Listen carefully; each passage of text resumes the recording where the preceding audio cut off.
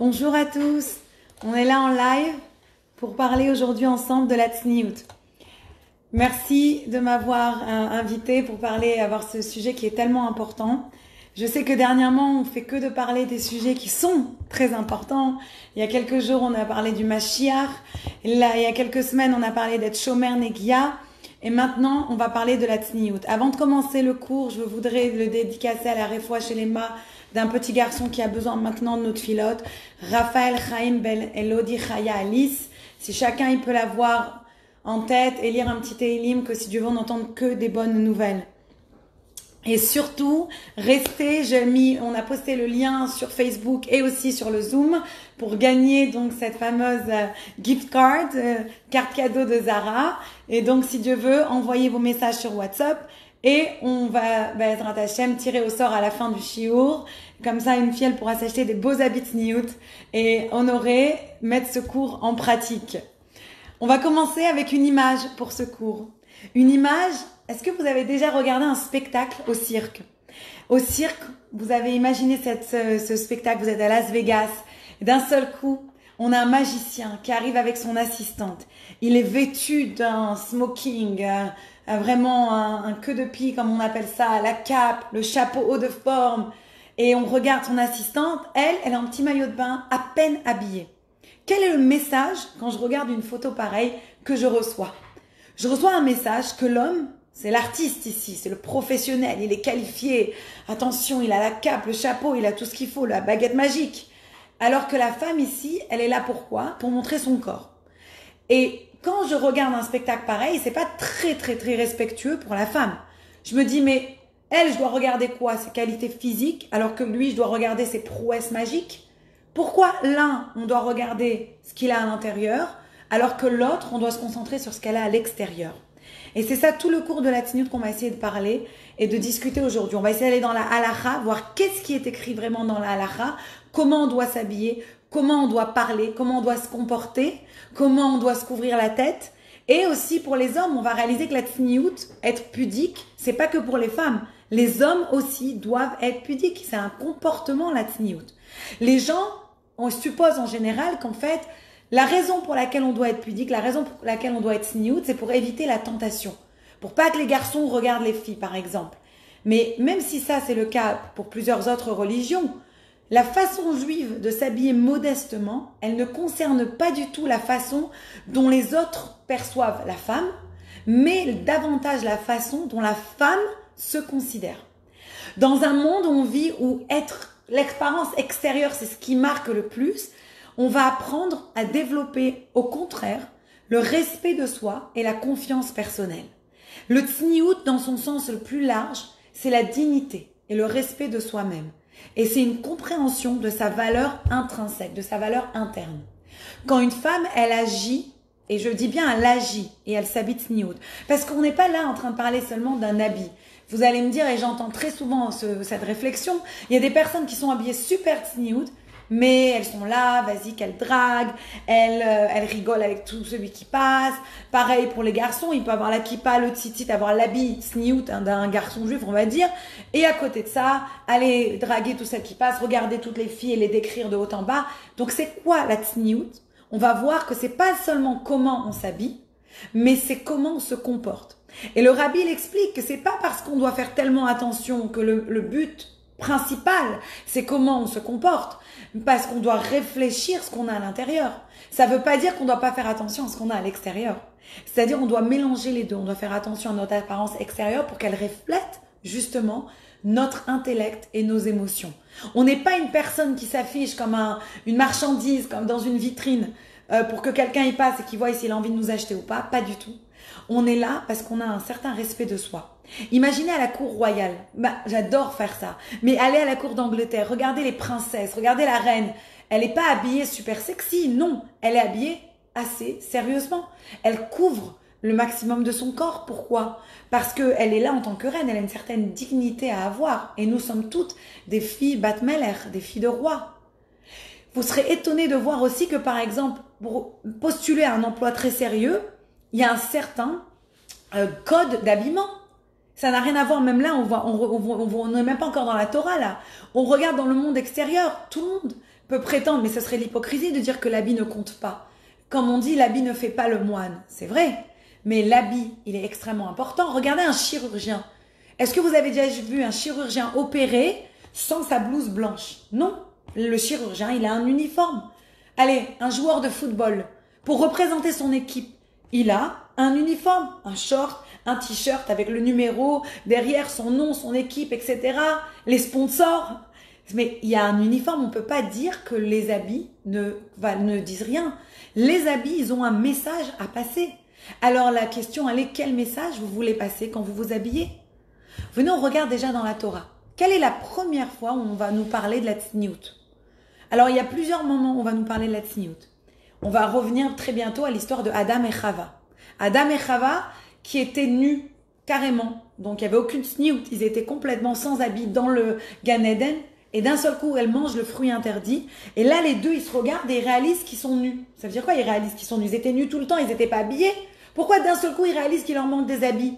Qu'est-ce qui s'est passé à ce moment-là? Après, on peut aller plus loin. On peut aller en Égypte. On nous dit que les Juifs, ils ont mérité la rédemption grâce à 3 caractéristiques importantes et essentielles qui ont été essentielles à la survie de notre peuple. C'est quoi les 3 caractéristiques? Ils ont gardé leur prénom juif, ils ont gardé leur langage, et ils ont gardé leurs habits. C'est très important de se rappeler qu'on a gardé ça. C'est-à-dire que la manière dont on s'habille, elle a fait qu'on a mérité la délivrance, on a mérité la rédemption.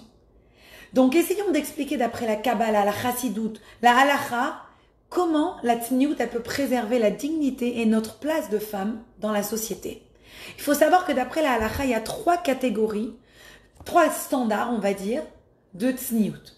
Ce qu'on appelle Da'at Moshe, Da'at Yehudit, Minag Amakom. Donc essayons d'expliquer ça veut dire quoi. Prenons le premier, Da'at Moshe. Da'at Moshe, c'est la halacha qui ne peut pas être changée. C'est-à-dire c'est donné par Moshe Rabbeinu. C'est la Torah qu'on ne peut pas changer. Tout le monde va être d'accord pareil. Je vous donne un exemple. Pourquoi une femme mariée doit se couvrir la tête? Et je vais revenir dessus en détail au milieu du cours. Pourquoi une femme mariée, elle doit se couvrir la tête? Une des explications qu'on reçoit, c'est que si une femme, on a eu peur qu'elle a fauté, qu'elle a fait de l'adultère, on devait donc l'emmener au Beth Amikdash et le Kohen, il allait lui découvrir la tête. Donc on déduit que si le Kohen lui découvre la tête, et c'est une humiliation, c'est pas beau, parce qu'à ce moment-là, on veut exposer sa nudité, on veut exposer qu'elle a fait de l'adultère. Donc, une femme juive, on déduisait qu'elle se couvrait toujours la tête. Donc, cette halakha-là, elle ne va pas changer. La Kabbalah, elle vient, elle nous ajoute quelque chose d'autre. Elle nous dit pourquoi une femme, elle doit se couvrir la tête. À partir d'une femme, elle se marie, la Kabbalah, elle explique. Une femme, par nature, elle va être sensuelle. Mais quand elle va se marier, cette sensualité, elle va ressortir encore plus fort à travers ses cheveux. Et donc, elle doit se garder cette force spirituelle en couvrant sa tête. Ça, c'est ce qu'on va appeler Da'at Moshe, on le trouve dans le texte, qu'est-ce qui est écrit. Da'at Yehudit, c'est-à-dire plutôt ce qui est plutôt une idée juive, ça va se référer à la norme de modestie dans la communauté juive dans laquelle on habite. Par exemple, est-ce que les femmes autour de moi, religieuses, elles se couvrent toutes la tête? Est-ce que les femmes autour de moi religieuses, elles se couvrent toutes les coudes? Est-ce que les femmes autour de moi religieuses, elles couvrent leurs genoux? Donc on voit dans la communauté juive quelles sont les normes qui sont adoptées par les femmes juives. Et c'est vraiment intéressant parce que c'est un des seuls commandements qu'on va donner, un peu on le laisse à la décision humaine. On laisse la femme d'écrire les normes. Et bien sûr, c'est des normes qu'on ne parle pas de les normes d'aujourd'hui, parce qu'évidemment, si vous regardez aujourd'hui les normes de la société, c'est pas les normes de la Tsniout, de la Torah. On parle des normes des femmes déjà, du départ des femmes dans la société juive, dans la communauté juive, déjà depuis le temps de Moshe Rabbeinu et comment elles se sont passées ces idées de Tsniout. Donc, pour revenir, pourquoi c'est intéressant? Parce que la Torah ne va pas nous dire, par exemple, faut manger kasher, mais je vous laisse décider comment manger kasher. Non. Alors que pour la tsniout, on nous dit, une femme, elle doit être couverte, etc. Elle doit être modeste. C'est le mot modeste. Mais pourquoi on ne nous donne pas plus de lois précises quand on ouvre la Torah? Pourquoi on ne s'est pas marqué noir sur blanc? Et c'est vraiment intéressant. La Kabbalah, la Chassidoute, elle explique parce que les femmes, elles ont un sens inné de la modestie. Et le Dieu, il leur fait confiance, il compte sur elles pour qu'elles expriment leur personnalité et leur essence à travers leurs habits et leur comportement. Donc, contrairement à Da'at Moshe, Da'at Yehudit dont on parle ici, ça va varier selon le lieu et selon l'époque. Ce qui était acceptable en Espagne il y a 1000 ans ou en Pologne il y a 600 ans, ça va être très différent aujourd'hui de notre temps et de notre époque. Il y a même différents critères de tsniout aujourd'hui entre les différents lieux. Prenez par exemple Mea Shearim ou Brooklyn, New York. C'est pas du tout pareil. À New York, par exemple, des filles religieuses, elles peuvent mettre des jupes en jean, alors qu'à Mea Shearim, quelqu'un va mettre une jupe en jean, il va se faire envoyer des pierres sur la tête. C'est pas du tout, je dis pas qu'il faut rasver il faut jamais envoyer des pierres. Mais je veux dire, c'est-à-dire qu'on n'a pas les mêmes critères dans les mêmes communautés. Donc ça, c'est pour ça qu'on va devoir faire comme sa communauté à nous. Certaines règles de base, on est d'accord, ne vont jamais changer, d'accord? Par exemple, le Talmud, il va nous parler d'une femme qui parle tellement fort de ses relations intimes avec son mari que tous les voisins, ils peuvent l'écouter. Ça, c'est pas tsniout. Ou le Talmud, il va donner un autre exemple. Une femme qui découvre ses cuisses. Ça, c'est pas tsniout. Donc ça, on n'est pas en train de parler par rapport à ta société. On est en train de parler à des halachot de tsniout, qu'il va y avoir certains critères à respecter. Donc, on peut les mentionner rapidement déjà et après aller plus loin. On va couvrir la clavicule. Donc, pas de décolleté, pas d'être échancré. Les coudes doivent être couverts, les genoux doivent être couverts. Donc, on va parler, là, ça va être la base pour tout le monde, de toute, c'est-à-dire de n'importe quelle communauté religieuse dans laquelle vous faites partie, c'est la base qu'une femme juive, elle doit s'habiller et agir avec modestie. Donc, voilà ce qu'on va dire. Maintenant, Rabbi Ishmael, il disait déjà dans Nedarim, dans la Gemara, Bnot Israël yafot en. Que les filles juives sont des filles belles. Elles sont particulièrement belles. Qu'est-ce que ça veut dire elles sont très belles les filles juives? Ça ne veut pas dire qu'elles vont toutes participer à des concours de beauté. Non. Ça veut dire que dans Rabbi Ishmael explique qu'elles sont pudiques. En fait, leur beauté, elle est tellement, on a toute une beauté tellement puissante intérieure que cette beauté, elle ressort vers l'extérieur. C'est pour ça qu'on est toutes belles. Et le Da'at HaMakom, on revient au troisième standard, troisième critère. Si on habite dans une région où toutes les filles juives, toutes les femmes juives pratiquantes, elles font une certaine norme. Je vous donne un exemple.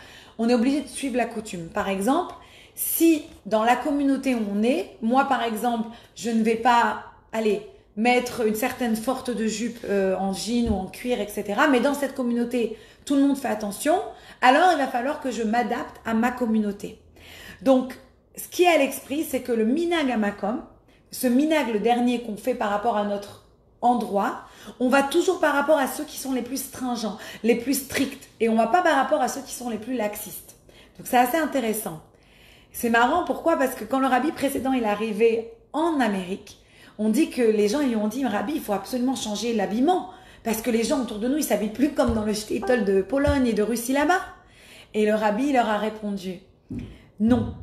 L'Amérique n'est pas différente. C'est pas parce qu'on est dans un autre pays qu'on va changer comment on s'habille et qu'une femme elle est tsniout. Alors souvent j'entends cette question. Mais pourquoi se couvrir? Est-ce que la femme elle a quelque chose à cacher? Est-ce que la femme elle est mauvaise? Elle doit pas tenter les hommes? Pourquoi elle doit toujours se cacher? Pourquoi on est obligé de s'habiller tsniout? C'est quoi cette idée là? Alors c'est de la désinformation d'abord. On n'est pas là, on s'habille pas tsniout parce qu'on a peur de donner des mauvaises pensées aux hommes. Faux. La raison pour laquelle on s'habille tsniout, c'est la raison parce comment on doit nous se percevoir. Je vais vous expliquer même plus loin comment d'après la Torah, je vous prouve que c'est vrai. Si la Torah, elle pensait que quelque chose, il était honteux, alors il fallait le cacher. Pourquoi, me direz-vous, la Torah, elle cache le Sefer Torah? Un Sefer Torah, il doit être couvert. Un rouleau de la Torah, il doit avoir une couverture. On laisse jamais un Sefer Torah découvert. Il y a une robe sur la Sefer Torah à chaque fois. Dans l'Arche Sainte, même quand on le met derrière le rideau, il est enveloppé par une robe et par une ceinture. Donc la Torah, elle est habillée. Je vous donne un autre exemple pour vous montrer que c'est pas parce qu'on a honte de la femme. La mezouza. La mezouza, on la met pas juste comme ça sur le poteau de la maison. On la met dans un beau boîtier. Il y a une protection. Il doit y avoir un plastique dessus. Alors pourquoi on fait ça? Pourquoi on fait tellement d'efforts pour cacher la Torah? On a honte de la Torah? On est tsniout parce qu'on a quelque chose de laid à cacher en tant que femme? Pas du tout, bien sûr que non. C'est l'inverse qui est vrai. La Torah, c'est ce qu'on a de plus saint, de plus kadosh. On ne peut pas le laisser exposer inutilement. Parce que c'est tellement précieux qu'on doit en faire encore plus attention. On ne peut pas avoir une attitude relâchée devant un Sefer Torah. Si vous avez, on dit un Sefer Torah à la maison, il y a certaines manières de parler, il y a certaines manières de se comporter.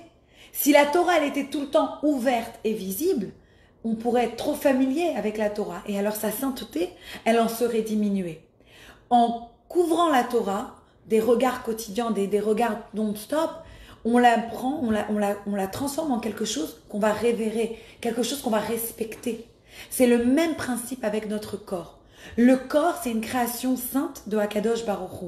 C'est la maison sacrée de notre Neshama, de notre âme. La façon dont on va faire attention à notre corps et le couvrir, ça va montrer la façon dont on fait attention à notre âme et on la couvre. C'est un cadeau précieux d'Hakadosh Baruch Hu. C'est pas là pour être étalé, mais c'est là pour être protégé. C'est comme un beau cadeau. Un beau cadeau, ça se fait avec un beau paquet. On fait un bel emballage. On n'offre pas juste un cadeau comme ça à quelqu'un. C'est pour ça que la mitzvah de la tzniut, elle existe aussi pour les hommes. Mais elle existe encore de manière plus puissante pour les femmes. Pourquoi? La Kabbalah va nous expliquer quelque chose de précieux. Que le corps féminin est d'une beauté et d'une puissance qui dépasse de loin le corps masculin. Et je crois que tout le monde peut être d'accord sur ça. Les kabbalistes, ils expliquent toute la Kabbalah. Combien de fois on voit avec la Kabbalah que le corps d'une femme, il a une beauté plus profonde parce que son âme, sa neshama, elle vient d'un endroit plus élevé. Et c'est pour ça que le corps d'une femme, il doit être couvert de manière plus modeste que le corps d'un homme. Et je sais qu'aujourd'hui, dans la société où le corps de la femme, il est réduit à un gadget, ok? On peut se dire, ah, c'est pas vrai, tout ça. Peut-être c'est difficile à faire et à être tzniut. Mais vrai, oui. Parce que la Torah, c'est une Torah de Emet, c'est une Torah de vérité. Et c'est connu que tout ce qui est exposé, c'est plus sacré. Quelque chose qui est trop montré, trop exposé, c'est plus sacré. Et une des traductions justement du mot tzniut, c'est privé, caché. Alors pourquoi les habits ont tellement d'importance, vous allez me dire? Les habits ici, c'est un levouche, c'est un habit pour la neshama, pour l'âme. Quand les gens ils nous regardent, malheureusement, surtout dans notre société, on nous met dans une catégorie tout de suite par rapport à notre apparence. L'apparence est ce qu'on voit en premier chez une personne. Et là, je reviens chez Adam et Chava. Pourquoi ils étaient nus? Ils n'étaient pas habillés, ça les a jamais dérangés. À partir qu'ils ont mangé du fruit de la connaissance, qu'est-ce qu'ils ont connu qui a fait qu'ils se sont réalisés qu'ils n'étaient pas habillés? C'est que au début, quand Dieu il a créé le monde, la personne et le corps de la personne, il représentait l'intérieur de la personne. Il y avait une osmose entre le corps et l'âme. On pouvait voir l'âme à travers le corps. Donc, quand on voyait une personne, on voyait son âme se réfléchir à travers son corps. Ça choquait personne. Mais une fois qu'ils ont fauté, une fois qu'ils ont mangé ce fruit interdit, on pouvait, à travers leur corps, on pouvait voir autre chose. On pouvait voir d'autres idées qui déconcentraient et qui là pensaient à un plaisir physique et qui ne permettaient plus, ça bloquait de voir la beauté du corps. Donc à partir du moment où ils ont exposé ça, on a été bloqué. C'est pour ça qu'en hébreu, le mot levouche, qui veut dire un habit, ça vient de lui-même shoresh, de la même racine que boucha, qui veut dire la honte. Quelle est l'idée ici? L'idée, elle est que si une personne, elle est vue que par son levouche, que par ses habits, alors ça emmène de la honte, de la boucha à sa neshama. Si l'habit, il empêche de voir la neshama et que tu te concentres trop à regarder le corps de la personne et avoir des idées, donc dans ce cas-là, tu ne peux plus mettre ta neshama, ton âme en valeur. C'est ça qui est arrivé comme problème à Adam et Chava. Les habits ont été créés pour révéler notre intérieur, pas pour attirer le regard sur notre extérieur au détriment de notre beauté intérieure et de notre âme. Donc on doit se poser la question quand on s'habille. Quel message je veux projeter? Qui je suis? Est-ce que je veux dire « Hey, je suis belle, regardez-moi, je suis sexy, regardez mes habits, j'ai des belles jambes, etc. » Ou est-ce que je veux dire, faut être honnête avec soi-même, ou est-ce que je veux dire « Regardez, je suis pas là pour montrer mon corps, mais je suis là pour qu'on fasse attention à moi en tant que personne. Qui je suis? Quel est mon message dans ce monde? Qu'est-ce que j'amène à ce monde ?» Donc, il faut vraiment arriver à comprendre et à se poser la question honnêtement, quel message je veux donner à travers mes habits? Si une personne, elle va se définir seulement par son apparence, par sa beauté, le jour où elle grossit, où elle peut plus mettre ses petites mini-jupes sexy, le jour où elle va avoir des rides sur son visage, alors quoi? Elle va déprimer? Elle va plus être elle-même? Qui on est sans nos habits? Il y a un jour une oratrice du nom de Gila Manelson qui donnait un cours sur la tzniut. C'est une femme qui est devenue Bitchouba, elle est complètement devenue Tzniut. Quand elle est devenue elle donnait un cours sur la Tzniut, elle expliquait cette idée. Il y avait un homme dans sa classe qui écoutait et qui a dit n'importe quoi, vous exagérez, vous les religieux, oh là là. C'était un mec qui était avec un jean troué, bien à la mode, petite barbe bien taillée, une petite queue de cheval. Il avait des chaussures, genre les dernières chaussures à la mode, etc. Alors elle l'a regardé, elle lui a dit écoute, je te fais un défi. Si tu penses que les habits ne veulent rien dire, je te demande de venir demain, rasé, en costume 3 pièces, les cheveux coupés. Elle s'est arrêtée là, l'autre il était déjà bouche bée, il a dit oh, vous avez raison. Vous avez raison. La manière dont je m'habille, ça donne un message. Donc, il faut faire attention comment on s'habille. Regardez quand on s'achète une belle robe. On s'achète une belle robe. D'un seul coup, on se sent belle. On se sent bien dans notre peau. On se sent heureuse. Ça veut dire que l'habit, il a un rapport direct avec notre self-esteem, avec notre self-image. L'habit a un rapport avec comment on se sent. Donc, si je m'habille d'une certaine manière, je vais me sentir aussi de cette certaine manière. Si je m'habille et je me dis bah, c'est pas grave, un petit peu court ici, un petit peu court là, un petit peu décolleté ici, un petit peu décolleté là, ça veut dire en fait c'est pas tellement important pour moi comment je me montre et quel message j'envoie. Si c'est pas important pour moi non plus de mettre mon site si je suis un homme, ça aussi ça fait partie de la dessus. Je suis pas important de montrer que je suis juif.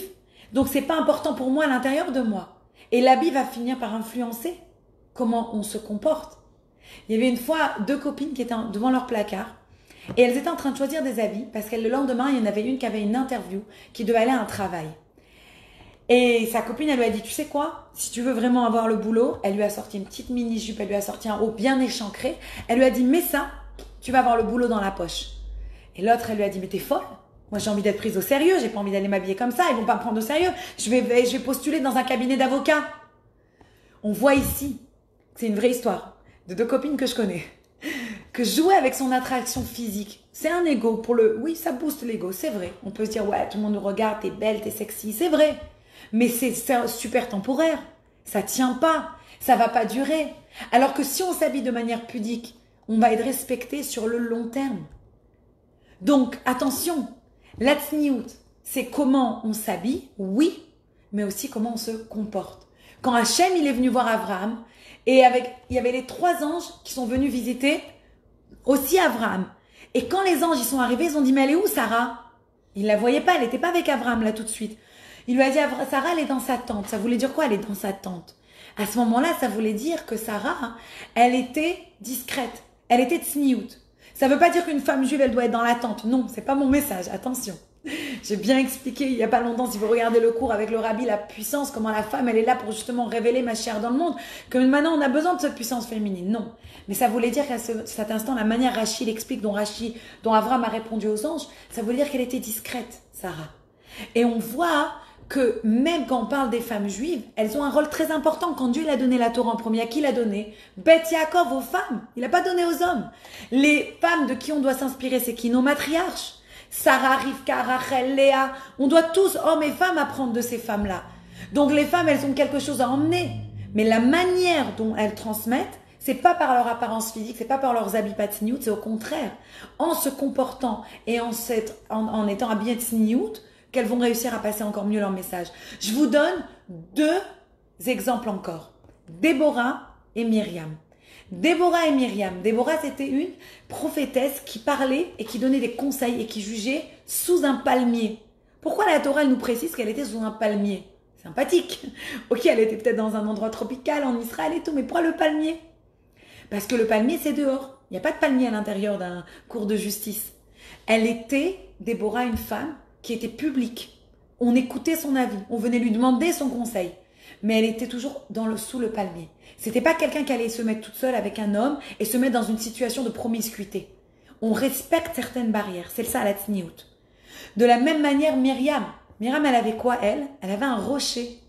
Le rocher, c'est pas à l'intérieur, c'est à l'extérieur, encore une fois.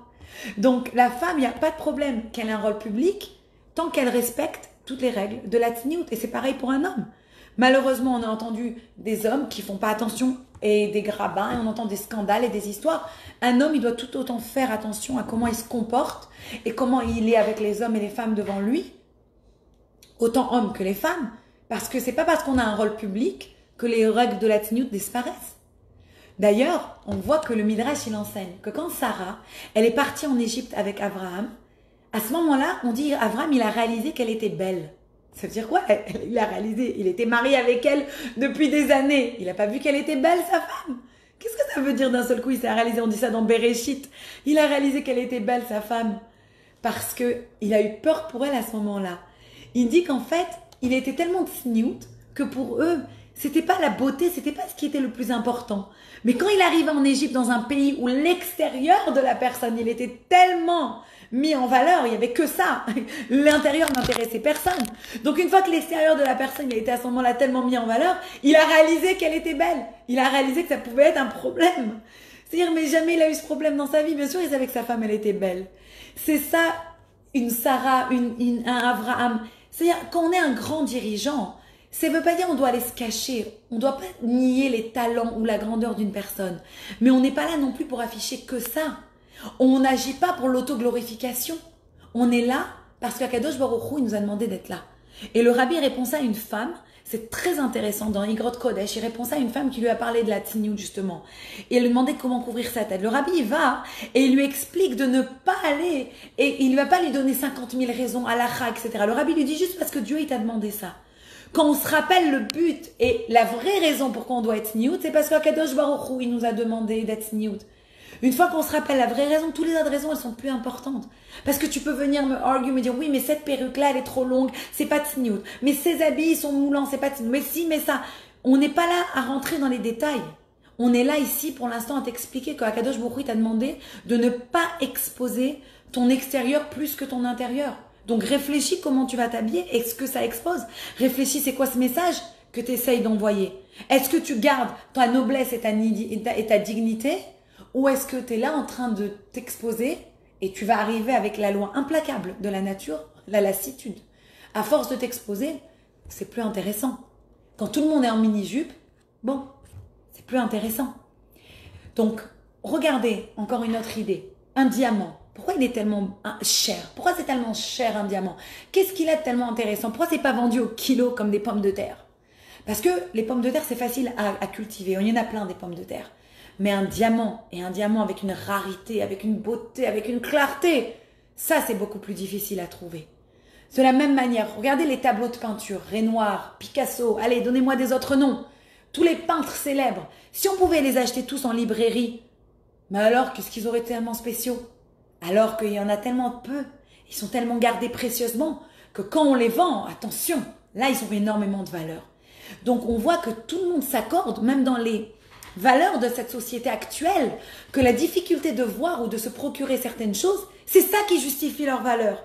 Donc la difficulté de voir ton corps ou de laisser ton corps être au vu et au su de tout le monde, c'est ça qui donne la valeur à ton corps. Si tu t'exposes tout le temps, où elle est la valeur? Qu'est-ce que tu donnes de si spécial à ton mari? Donc ça c'est vraiment important, c'est de réaliser que la tsniout, c'est avoir sa propre valeur, faire attention à ce qu'on vaut, et aussi le respect de soi. Si on fait attention à se comporter et on fait attention que ce soit rare, ce qu'on montre et ce qu'on cache, dans ce cas-là, on va montrer aux autres que notre définition de nous-mêmes, elle ne dépend pas de leur approbation. C'est pas parce que toi tu penses que ma jupe elle est assez courte ou mon clivage, mon décolleté il est assez bas, que ça veut dire que je suis une fille super belle. Pas du tout. Je peux être quelqu'un de très beau parce que je suis quelqu'un de profond. Donc quand je fais une évaluation honnête et je réalise qui je suis dans ma vie, qui je suis en tant que personne, là, ma valeur, elle se retransmet. Quand on est sûr de soi, on n'a plus besoin d'aller le crier sous les toits. Quand on est sûr de sa beauté, on n'a pas besoin d'aller avoir tout le monde qui nous regarde pour nous dire qu'on est belle. On n'a pas besoin d'avoir tout le monde qui nous regarde pour nous dire qu'on a un beau corps. On doit d'abord travailler sur sa confiance en soi, sur sa beauté intérieure. Et c'est ça que la Torah, elle veut. Je vous donne un autre exemple d'après la Torah de beauté intérieure. Esther, la reine Esther. On dit qu'avant d'aller voir Achashvérosh, avant d'aller voir le roi après ce terrible décret où elle devait justement sauver le peuple juif, on dit que Esther, elle a jeûné pendant 3 jours. On dit qu'elle était verte. C'est ça, une femme belle. Elle devait mettre toutes les chances de son côté. Elle va voir le roi pour qu'il craque sur elle, pour qu'il lui dise oui, sauve mon peuple. Elle jeûne, elle mange pas. Comment elle est belle? Elle est verte, le Midrash il nous disait. Comment elle est belle? Parce que Esther, c'était une personne qui était tellement belle profondément Qu'elle mange pas, et comment elle s'habille tsniout ou pas, sa beauté, elle ressortait, son essence, elle ressortait à l'extérieur, son âme, elle se réfléchissait à travers son visage. C'était ça sa beauté, elle resplendissait. Donc la tsniout, c'est qu'est-ce qu'on projette par nos habits, par nos comportements, par nos paroles. C'est aussi comment on parle, être tsniout, et par notre apparence en général. On doit mettre l'accent sur notre beauté intérieure au lieu d'être toujours focalisé sur notre beauté extérieure. Et attention, ça ne veut pas dire qu'une femme, elle doit mal s'habiller ou se délaisser. Au contraire, la Torah, elle parle souvent de la beauté de Sarah, de la beauté de Chava, de la beauté de certaines imaot. La Torah, elle nous dit de Rachel, on nous parle de leur beauté. Donc oui, on nous parle qu'ils sont beaux, mais beaux comment ou belles comment? C'est pas une beauté vaine, c'est une beauté profonde. Comme il nous dit Shlomo HaMelech, Sheker achen ve'evel hayofi, isha yirat Hashem hi titalhal. La vraie beauté d'une femme, elle ne jaillit pas à travers sa beauté physique extérieure, mais seulement quand sa beauté intérieure, elle est présente. C'est-à-dire que quand tu as eu une osmose avec ton intérieur et ton extérieur, c'est là que tu es vraiment une femme belle d'après la Torah. Et c'est pour ça qu'on dit que Sarah, elle était aussi belle. Elle était belle quand elle est morte à 120 ans, aussi belle qu'elle était jeune. Pourquoi ? Parce qu'elle n'avait jamais changé son intérieur, elle avait seulement amélioré. Donc elle était encore plus appréciée. Maintenant, tu vas me dire, mais quoi ? Les hommes, ils ont qu'à pas me regarder. Moi, je m'habille comme je veux, j'ai pas envie de savoir qu'est-ce qu'ils pensent, qu'est-ce qu'ils pensent pas. Les hommes, ils ont pas me voir, ils ont qu'à pas me regarder. Alors j'aime aussi répondre à ça, à cet argument. L'idée que nos habits peuvent tenter ou provoquer les hommes, elle est vraie. Et elle rejoint la mitzvah. Il y a une idée de ça. L'ifne hiver, l'otiten mirchol. Devant un aveugle, ne mets pas un obstacle. Si quelqu'un y voit pas, ne va pas et tu lui mets un bâton et boum, il va se casser la figure skin. Tu peux pas faire ça. Donc de la même manière que oui, c'est pas la raison pour laquelle on est tsniout, mais c'est vrai que tu dois faire attention à ne pas aller aussi être suggestive. Si tu vas et tu regardes les hommes et tu t'habilles comme quelqu'un de suggestif, tu vas aussi attirer une réaction qui est suggestive. La Gemara, elle nous raconte l'histoire de cette fille la Gemara, elle décrit en tant que tzadéket. C'était le nom qu'elle lui donne, la Gemara. Pourquoi ? Parce que tous les jours, avant de quitter sa maison, elle se mettait devant la mezouza et elle demandait à Dieu qu'aucun homme n'ait une pensée salace sur elle, qu'aucun homme ne pense mal d'elle. Et bien sûr, je suis sûre, vous avez tous entendu l'histoire de Soulika. On ne peut pas faire un cours sur la Tsniout sans parler de Soulika. Même, je pense que Torah Box, ils ont un cours dessus. Et une histoire très belle. Que Soulika, c'est une tzadékette qu'on peut pèleriner au Maroc encore de nos jours. Au 19e siècle, cette fille juive qui s'appelait Soulika était très, très, très, très belle physiquement. Et il y a un prince arabe qui est passé par là et qui a voulu l'épouser et la convertir à l'islam. Et elle a complètement refusé. Elle a dit, moi, je suis une fille juive, je ne vais pas me convertir à une autre religion. Elle ne voulait pas quitter la Torah. Il lui a dit, mais si tu ne te convertis pas et tu ne te maries pas avec moi, je te tue. Tu vas être mise à mort. Elle n'est pas seulement mise à mort sous la torture. Et Soulika, elle a décidé que c'est pas grave. Même si elle allait être mise à mort, elle préférait ça plutôt que de ne pas être tsniout. C'était quoi sa mise à mort? Elle allait être attachée à des chevaux et traînée dans toute la ville jusqu'à ce qu'elle meure. C'était en 1834. Soulika, elle avait 17 ans. Au moment où ils sont venus la chercher, vous savez à quoi elle était occupée à faire? Qu'est-ce qu'elle faisait, Soulika? Elle était en train de prendre des épingles à nourrice et en train d'attacher ses habits pour pas que sa nudité, elle se révèle pendant qu'elle allait être transformée et tirée par ses chevaux. Et sur Torah Box, vous pouvez lire cette histoire du Rav Emmanuel Mimran. Magnifique histoire. Il raconte que cette histoire de Soulika, elle ne s'arrête pas là. Il raconte qu'il y a le Rav Shimoni qui un jour a raconté cette histoire dans une école. Et une fille qui écoutait le Rav Shimoni, elle s'appelait Léa. Elle a été tellement touchée par cette histoire qu'elle a décidé à partir de ce jour de respecter les lois de la Tsniout. Et elle s'est battue à partir de ce moment-là pour convaincre pas seulement sa famille, mais tout son entourage pour respecter les lois de la Tsniout. Jusqu'au jour où elle a grandi, cette fille, elle était en âge de Shidour. Et devinez qui on lui a proposé pour se marier? Le fils du Rav Shimoni. Et ils se sont plus. Et la date du mariage, elle a été décidée. Mais il y a quelque chose qui a encore dérangé cette fille, cette Léa. Dans la synagogue de son père, il n'y avait pas de méritza. Et Léa, elle a supplié son père de mettre une méritza. Mais son père, il avait une communauté assez traditionnaliste. Il voulait pas déranger les gens, il voulait pas arrêter les mauvais sentiments, etc. Donc il a décidé que c'était trop extrémiste de mettre une méritza. Mais son mariage approchait et Léa, elle est tombée malade, malheureusement. Et ils ont dû repousser la date du mariage et repousser la date du mariage. Et malheureusement, Léa ne s'est jamais remise de sa maladie. Et quel souhait elle a demandé à son père quelques jours avant sa mort. Elle lui a dit, s'il te plaît, papa, avec l'argent que tu devais mettre pour mon mariage, etc., fais une méritza. Ça, c'est une autre soulika de notre époque, cette Léa. Et je voudrais continuer à expliquer aussi, parce qu'on parle de la tsniout, pourquoi la méritza? Pourquoi on a besoin de séparer les hommes et les femmes dans la synagogue? Quelle est cette idée-là? Que les hommes et les femmes, on ne peut pas être assis ensemble. Je voudrais aller et vraiment découvrir dans ce shiur toutes les idées de la tsniout. Alors, il y a une halakha dans la Torah, Rambam, Issurei Bia, chapitre 12, 21 par contre, pardon, chapitre 21, loi 12, selon laquelle un homme, il n'a pas le droit de penser à une autre femme quand il a une relation intime avec sa femme.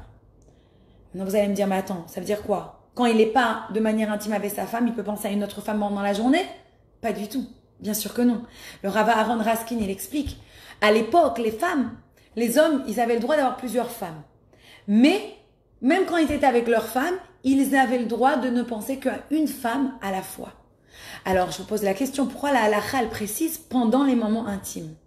Dans le Tanya, dans les Grottes Kodesh, chapitre 24, le Admour Azaken, il explique que quand on prie, on se retrouve devant Akadosh Baruch Hu. On est dans une relation intime à ce moment-là, nous et Akadosh Baruch Hu. Et dans une lettre où le Rabbi de Lubavitch il parle de la méritza, vous pouvez la retrouver dans les Grottes Kodesh aussi, le volume 18, le Rabbi il explique que quand on prie, on doit savoir devant qui on se tient. C'est écrit « Da lifnemi ata omed ». Sache devant qui tu te tiens. Ça veut dire quoi te tenir? Ça veut dire quoi savoir? Da, sache. Le verbe da'at, il vient la première fois, cette idée dans la Torah, quand Adam et Chava ils se joignent ensemble de manière intime. Et là, elle tombe enceinte. Le terme da'at, la Torah elle nous dit, il est là pour décrire une relation intime entre un homme et une femme. Et dans la Chassidut Chabad, d'ailleurs Chabad, Chochma, Bina, da'at, on retrouve ce terme-là. C'est quoi cette da'at? C'est la capacité de prendre une idée et de la transformer en une action réelle ou bien en quelque chose de pratique. Quand on prie, on doit à ce moment se donner de connaître Akadosh Baruch Hu. On est en relation intime avec Hachem. Notre but c'est quoi? On doit connaître Dalif Nemiata Omed, sache, soit en relation intime avec Dieu. Il n'y a pas de distraction. Imaginez maintenant une personne qui est en train de faire Shema Israël à la synagogue et elle dit Hachem je t'aime, Shema Israël, Hachem Eloken ou Hachem Echad. Il n'y a pas comme toi Dieu, je t'aime de tout mon cœur. Et d'un seul coup, elle regarde, oh, elle est mignonne cette fille-là, wow, sympa. Ou elle se dit, ouais, ce garçon-là, il est plutôt beau gosse, hein. Alors, qu'est-ce que vous faites à la synagogue? Vous êtes à la choule maintenant pour vous concentrer devant Dieu. Vous n'êtes pas à la choule pour aller regarder qui est à droite, qui est à gauche de vous. D'ailleurs, c'est aussi une autre raison pourquoi les hommes, ils ont un talit. Pourquoi un talit? Parce qu'on se protège. On a un talit parce qu'on se met une séparation entre moi et Dieu et le reste des congrès, des gens qui sont dans la synagogue. Donc, il y a un jour, une rabbinite, elle a fait ça. Elle a donné un cours à des garçons et à des filles pour les marier. Et elle leur a dit, elle s'est tournée vers les filles, elle a dit aux filles, s'il vous plaît, dites-moi maintenant, elle a demandé à plusieurs filles dans la salle, quand vous voyez un garçon, quelle est la première chose que vous remarquez chez lui? Soyez honnêtes. Bon, alors les filles, elles ont donné des réponses. Ouais, il est sympa, il est marrant, il est rigolo. Et elle s'est tournée vers les garçons, elle a dit, maintenant vous, soyez honnêtes. Quand vous regardez une fille, à quoi vous pensez en premier? Et vous pouvez imaginer les réponses. Imaginez, vous êtes devant la reine d'Angleterre maintenant. Vous êtes en grande conversation avec elle. Est-ce que vous tournez la tête pour aller regarder la beauté de la princesse qui vient d'entrer dans la salle? Ou vous vous concentrez avec la reine d'Angleterre? Quand on fait la tfila, toutes nos pensées, toutes nos attentions doivent être devant Kadosh Baruch Hu. L'importance de venir habiller tsniout à la choule. Je vais vous dire, il y a une autre halakha qu'on trouve dans le Shulchan Aruch du Alter Rebbe. La halakha qui dit quoi? Qu'on ne peut pas embrasser son enfant dans une synagogue. Pourquoi? Qu'est-ce qu'il y a de mal à embrasser son enfant? Parce que dans la synagogue, c'est une relation intime, c'est une romance entre nous et Akadosh Baruch Hu. Rien ne peut venir déranger ces pensées-là ou être présent à ce moment-là. Notre amour, il est réservé à ce moment-là avec Dieu. Donc l'idée, elle est quoi ici? L'idée, elle est très puissante. La Mechitza, elle est là pour garder cette romance, pour garder cette relation avec Akadosh Baruch Hu. Et c'est pour ça qu'une fille juive, elle doit toujours se tenir et se garder de Tzniut. Parce qu'elle doit être là, être prête à faire descendre la Shrina, la présence divine dans le monde à chaque moment. Il y a une seule fois dans la Torah où on est mentionné que c'est une faute et qu'à cause de cette faute, la Shrina, la présence divine, elle est partie. Vous savez où? Dans la paracha qui était dans Dvarim. Il y a marqué, quand on parle de la sainteté du camp d'Israël, on dit que si Hachem y voit en toi de la nudité, il te quittera. Ça veut dire que la faute qui fait fuir la présence divine, c'est le dévoilement de la nudité. Et la faute qui fait revenir Dieu parmi nous, c'est la tzniut. Pour revenir à l'exemple de Sarah, et on parle de prenons un exemple clair, net, précis, que tout le monde connaît. On dit que Sarah, elle avait quoi dans sa tente? La présence de Akadosh Baruch Hu. C'était un des 3 miracles qu'elle avait. Un des 3 miracles, c'était la présence divine. Comment elle a eu la présence divine? On revient à ce qu'on a dit plus haut, parce qu'elle était tzniut. Donc quand Dieu il a créé la femme, on a dit, il a créé Ezer Kenegdo. C'était pour être une bonne compagnie pour l'homme. Une compagne. Mais ça peut être pour l'homme ou ça peut être contre l'homme. Elle est là, si elle est là pour révéler son essence essentielle, divine, intérieure, elle est là pour aider l'homme. Sinon, elle est là pour donner à l'homme encore plus de difficultés dans lui, son service divin. Donc la tzniut, c'est vraiment une protection divine. Le Kli Akar, il explique dans Shemot que l'une des raisons pour lesquelles les femmes, elles sont rentrées tout en Israël, alors que les 3/4 des hommes, malheureusement, ils sont morts dans le désert, c'est parce qu'elles n'ont jamais abandonné leur tzniut. La tzniut, c'est notre relation privée entre nous et Akadosh Baruch Hu. C'est marqué dans la collection du Midrash Agadik. Rien n'est plus précieux à Akadosh Baruch Hu que cette mitzvah de la tzniut. Et c'est vrai qu'on vit dans une société où ce challenge, waouh, je crois que la tzniut, c'est un des difficultés, ce qui est le plus difficile, ça va complètement opposer à toutes nos idées. Et se couvrir la tête. Alors venez, on parle un peu de se couvrir la tête. Mais on va commencer avec une histoire. C'est une histoire que j'ai lue d'ailleurs sur Torah Box.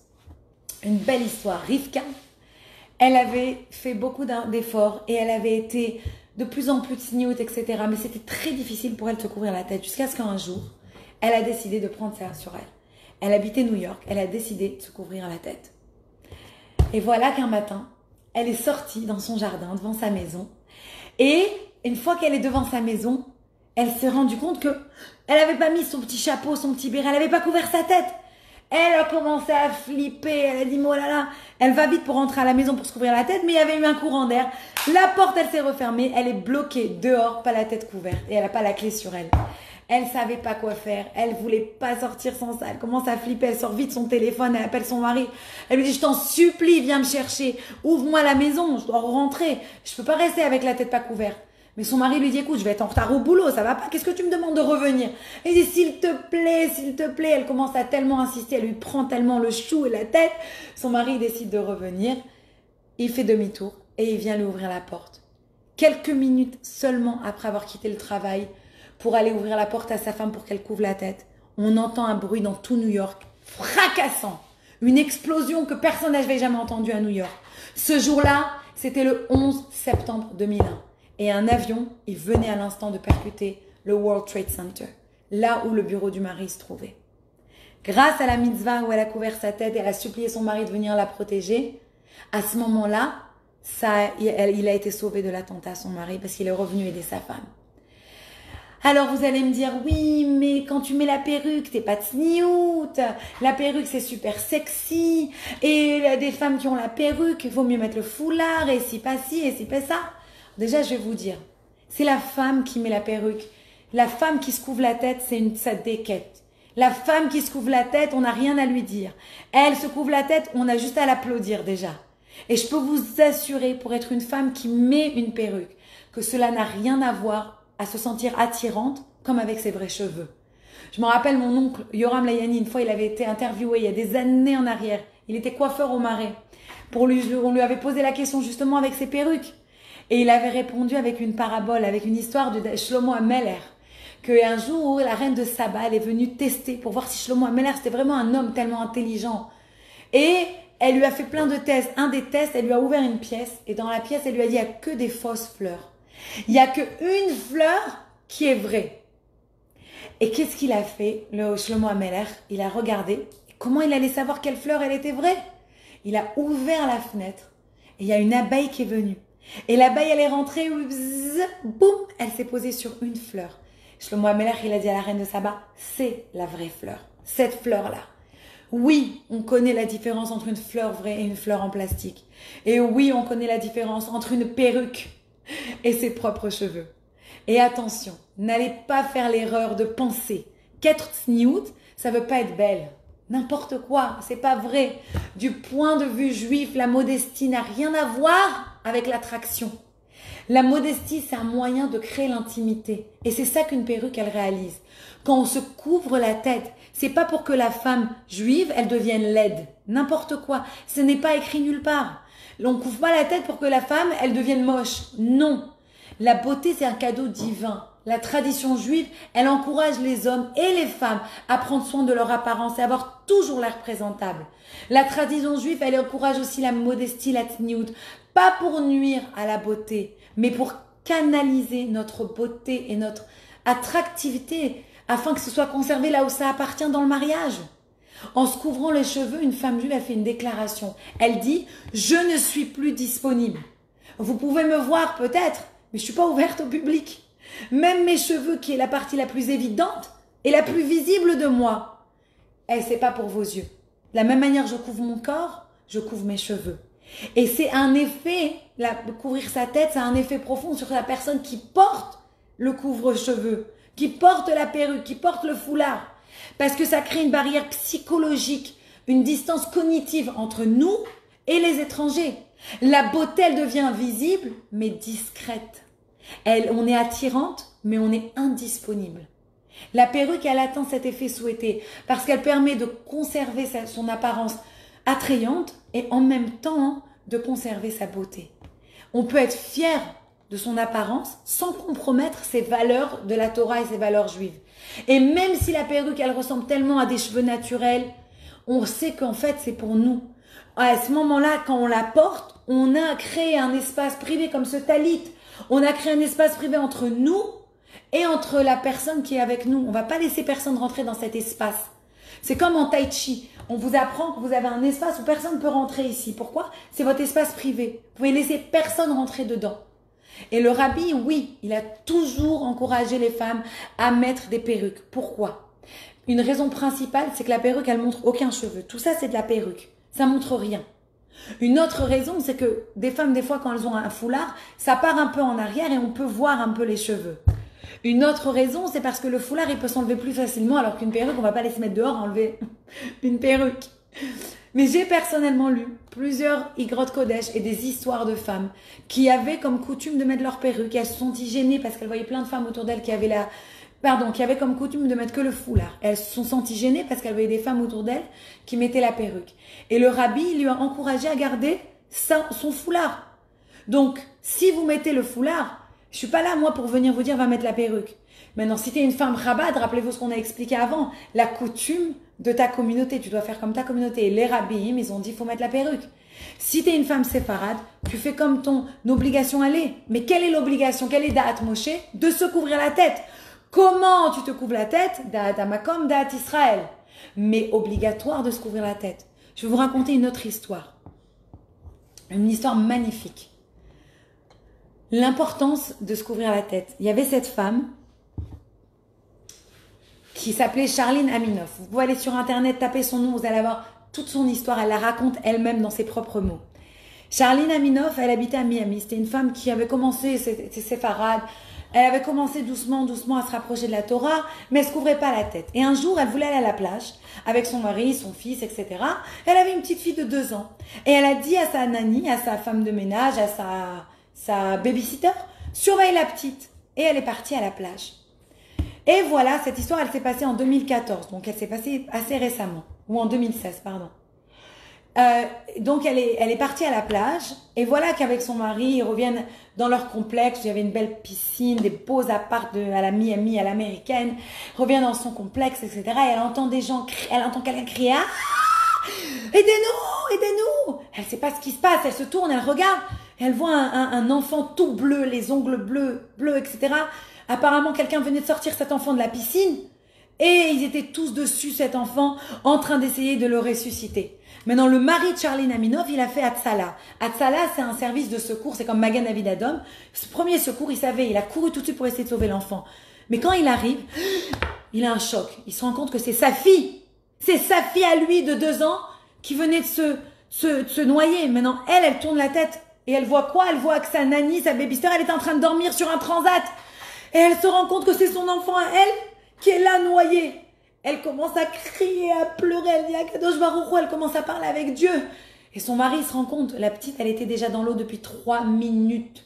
C'était fini, il n'y avait plus de pouls, elle respirait plus, elle était toute bleue. Elle raconte, Charline Aminov, qu'à ce moment-là, son mari, il raconte aussi que c'était la fin, il a compris, il avait de l'expérience. Et là, il a levé ses yeux vers Dieu, il a dit, Dieu, j'ai donné tellement d'années pour sauver la vie des autres, je t'en supplie, aide-moi. Et rien à faire, il essaye. Le pouls ne revient pas, sa fille ne reprend pas vie. Et à ce moment-là, Charline, elle parle à Dieu. Elle dit, Hachem, je sais que toute ma vie, j'ai essayé. J'ai pas pu couvrir ma tête. C'était trop dur. Elle se tourne, elle prend une serviette de piscine. Elle la pose sur sa tête. Elle met autour de sa tête, elle couvre, elle dit, je te promets Dieu, sauve ma fille et je couvrirai ma tête. Et à ce moment-là, sa fille, elle commence à tousser et son mari touche et il y a le pouls qui revient. Grâce à cette bracha, depuis ce jour, Charline Aminov, elle fait que des conférences, elle fait que de parler à tout le monde pour se couvrir la tête.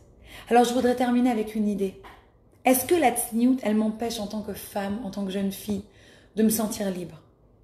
Et je vais répondre avec une parabole, avec une histoire. C'est une histoire merveilleuse d'un petit oiseau qui avait des jambes toutes maigres. Et il regarde autour de lui le petit oiseau et il voit que Dieu, il a créé des animaux magnifiques. Il voit que la girafe, elle avait un long cou. Il voit que le lion, il rugit puissamment. Il voit que les cerfs, ils sont très, très, très rapides. Mais cet oiseau, il dit, ah, moi j'ai des ailes. Et c'est tellement lourd des ailes. Et moi j'ai des petits pieds tout fins, je peux même pas avancer. Quelle est ma particularité? Elle n'arrivait même pas à avancer vite avec ses petites jambes. Ses ailes lourdes, elles la ralentissent. Et voilà que d'un seul coup, un coup de vent arrive, pousse l'oiseau dans les airs. L'oiseau, il flippe, il prend peur, il commence à battre des ailes et il commence à s'envoler. Et il réalise que ses ailes, elles n'étaient pas là pour le garder au sol, pour le bloquer.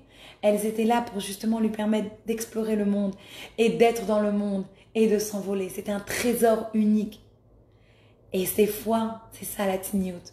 Des fois, on se dit, ouais, mais on peut pas mettre ça, mais on peut pas mettre ça, mais il faut se couvrir, mais il faut si. Mais c'est au lieu de voir ça comme quelque chose de restreignant, il faut en fait voir ça comme quelque chose qui est notre plus grande force. C'est les ailes, notre tsniout.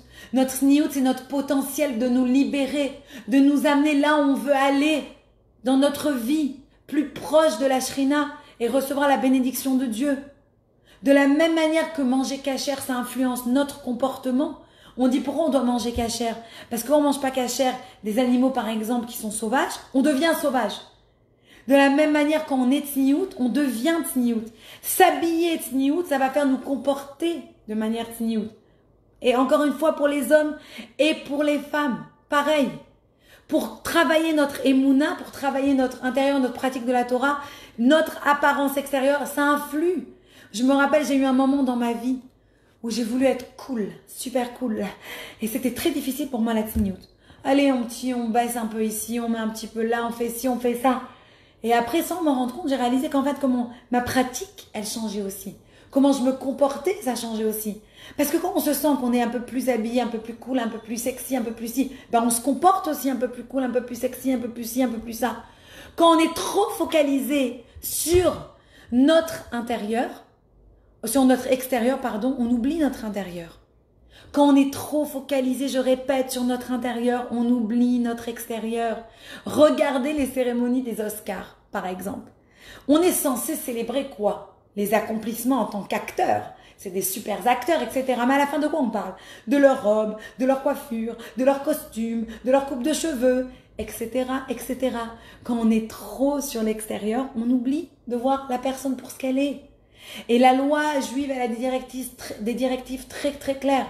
pour les hommes et les femmes. Et c'est des directives qui sont là depuis des années. C'est des milliers d'années. Malgré toutes les cultures par lesquelles le peuple juif on est passé, ça reste pareil. L'homme, il doit mettre la kippa, le tzitzit, etc. La femme, elle doit faire attention à pas découvrir, pas être décolletée, couvrir ses coudes, couvrir son genou. Pour les, comme on a expliqué dans certaines communautés, mettre des collants. Ça dépend après. Encore une fois, on a expliqué, rappelez-vous. Da'at Moshe, Da'at Israël, Da'at Hamakom. Il faut suivre son rabbi. Il faut suivre son rabbin. Il faut suivre sa communauté. Et toujours aller vers ce qui est le plus strict, pas le plus facile. Parce qu'après, c'est trop facile. Donc, il faut toujours se rappeler que notre uniforme, la manière dont on s'habille, c'est notre déclaration de qui on est. Qui on est. Notre habit, il révèle nos valeurs et il ouvre la voie pour nous connecter facilement avec d'autres personnes qui partagent nos convictions. Le choix des vêtements, c'est un élément crucial de notre image de soi. Ça montre comment on fait attention à soi et de l'image publique d'une femme. Je parlais avec quelqu'un, par exemple, qui est en chidour, qui me disait que l'autre personne, elle est venue et elle n'avait pas les habits propres. Bien sûr, c'est important. Tu viens pas avec des habits propres, ça veut dire quoi? Tu fais pas attention à toi. Encore une fois, la tzniut, c'est la beauté. C'est la beauté, c'est quelle image je veux donner quand je suis en public. Est-ce que je suis consciente de la déclaration que je fais à travers mes habits? Est-ce que je représente ma communauté, mon rabbi, mon rabbin, la da'at de la Torah? Les habits, les vêtements, c'est bien plus précieux. C'est pas juste un simple tissu que l'on met pour couvrir notre corps. C'est un langage. C'est un langage et c'est même plus profond que ça. C'est une révélation de mon moi intérieur. Et c'est écrit dans le Sefer Pele Harimon et dans le Migdal Oz. C'est deux livres très très fameux chassidiques. C'est écrit quoi? C'est écrit que de la même manière, les femmes juives, rappelez-vous, on a expliqué qu'elles ont gardé leurs habits. Elles ont fait attention à s'habiller tzniut, elles ont mérité de sortir d'Égypte. De la même manière, si on veut que Mashiach revienne, à travers nos habits, on va garder aussi ça. Et si Dieu, on va réussir à faire venir le Mashiach. Donc j'espère que toutes ces idées vont pouvoir faire réfléchir chacune d'entre nous pour travailler sur notre tzniut. Il y a plusieurs aujourd'hui sites internet avec des habits super beaux tzniut. J'ai ma propre belle-sœur qui fait la galerie couture, qui fait toute une collection de tzniut. J'ai une autre cousine qui fait des perruques tzniut, il y a l'homme Haïr. Bon, on n'est pas là pour faire la pub, il y en a plein. Si vous avez des noms des autres personnes, allez-y, mettez les noms, partagez-les. Et rappelez-vous que la manière dont je vais m'habiller, la manière dont je me couvre la tête, la manière dont je me comporte, c'est la manière dont je veux être vue et la manière dont je veux apparaître et la manière dont je veux représenter Dieu dans ce monde. Et je vais juste terminer avec une lettre du rabbi, et c'est ce que je vous souhaite à tous. Le rabbi, il y a une femme qui lui écrit et elle lui demande des conseils, etc. Et le rabbi lui dit que si elle prend sur elle d'être tzniut, alors le rabbi lui promet que ses enfants, ils sont toujours protégés, qu'il y aura la parnassa dans son foyer, qu'il y aura le shalom bayit, qu'il y aura le bonheur. Et c'est ce que je vous souhaite à tous. Que pas seulement toutes celles qui vont faire et tout celui qui va faire la mitzvah, encore une fois on a bien dit les hommes c'est aussi comment vous vous comportez, etc. C'est pas que les femmes, ne mettez pas ça que sur la femme. Et comme le rabbi l'a dit, c'est la femme qui va parler comment elle-même elle fait attention à sa tzniut. Et quand on parle à quelqu'un pour la tzniut, c'est toujours avec amour, avec gentillesse, avec compréhension. Mais rappelez-vous, le rabbi rappelle ce que le Zohar dit, que tout celui qui va être tzniut et faire un effort, il va être blessé avec des brachot qui vont descendre directement du ciel, avec la richesse matérielle et spirituelle pour vous, pour vos enfants et pour vos grands-enfants. Merci beaucoup et à très bientôt.